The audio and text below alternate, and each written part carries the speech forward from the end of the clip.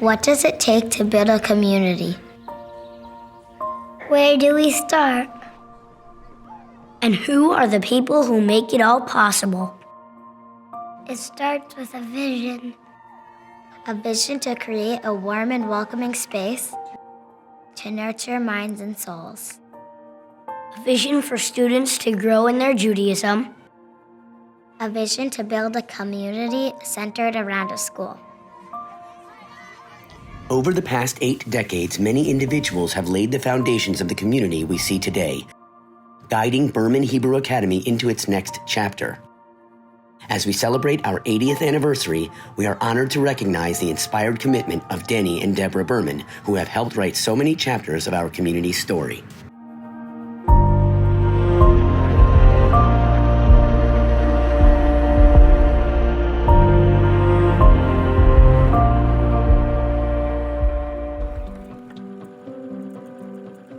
Go back into the 1990s, what was then the Hebrew Academy of Greater Washington was located on Linden Lane in Silver Spring.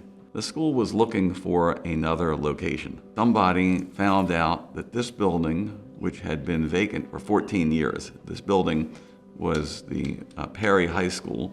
It had been built in 1960, then it closed in 1984. The county had taken it back from the school board.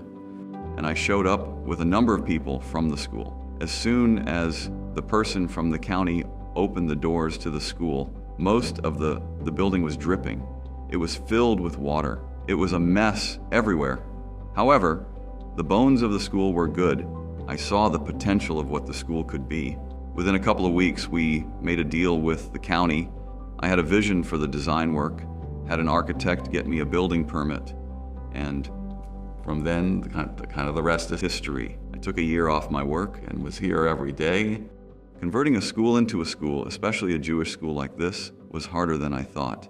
The school needs classrooms. It requires art rooms and science rooms, a gym, lockers. It just goes on and on. So I had myself and my assistant, and that's it. No other staff whatsoever. And that's who was running it. So for anybody who knows me, I don't give up. The Hebrew Academy came in, they fixed up what the county had let go to seed. There were weeds growing everywhere, and the Berman Hebrew Academy cleaned all that up. They didn't just bulldoze everything, they kept most of the school intact. This building was not in one of these previously established Orthodox communities. So I made it my business to say, we need to make an Orthodox community here around the school. It makes the school stronger, it makes the community stronger.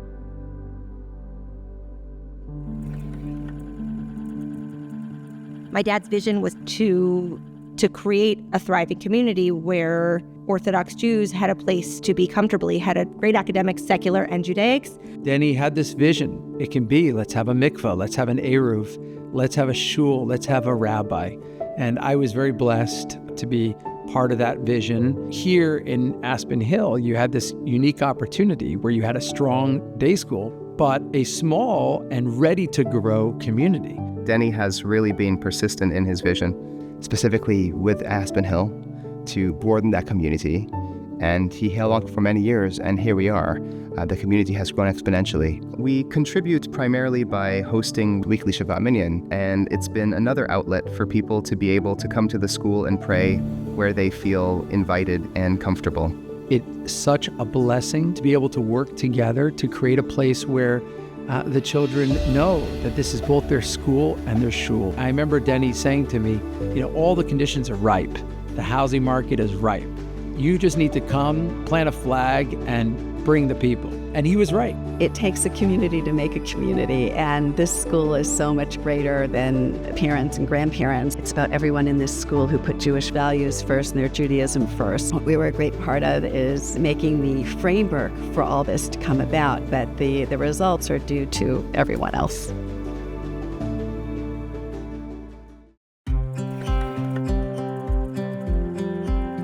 In 1997, Rabbi Pinchas Hecht was the head of the school.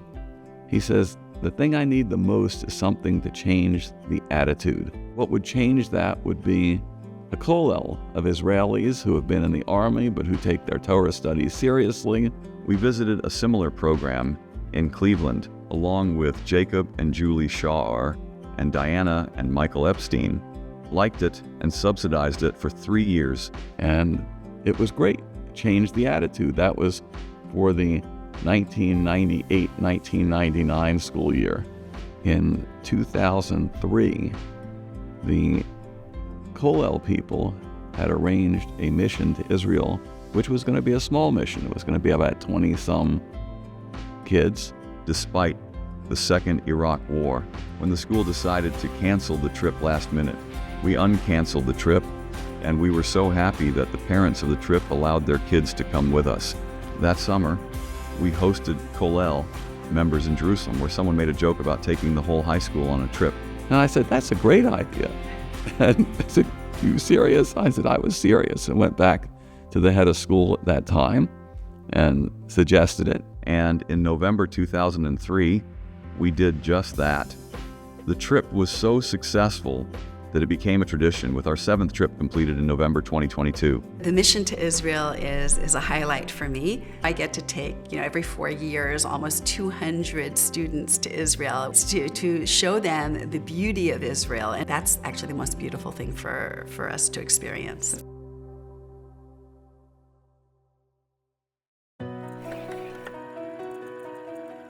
The way that my dad thinks is not the same way that most people think. He can see the diamond in the rough. That applies for the community, and that applies for this actual physical building. In passing Judaism forward, it has to be generation to generation to generation. And you see that here at Berman. I see my grandchildren thriving. It's wonderful.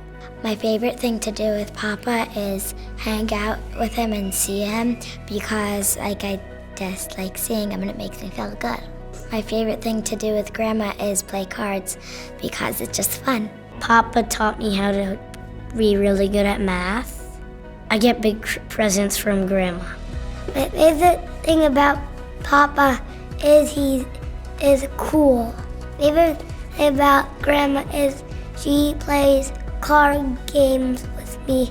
The longer I'm here, the more I understand where my dad was coming from in terms of being an active participant and leader in the community. If you want to make change, you have to be a part of it. You can't just sit back.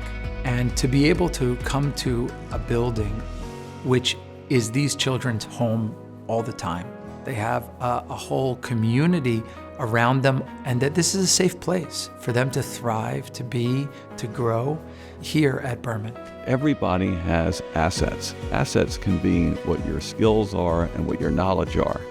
When you're involved in a community, you can take your assets and use them to the benefit of the community.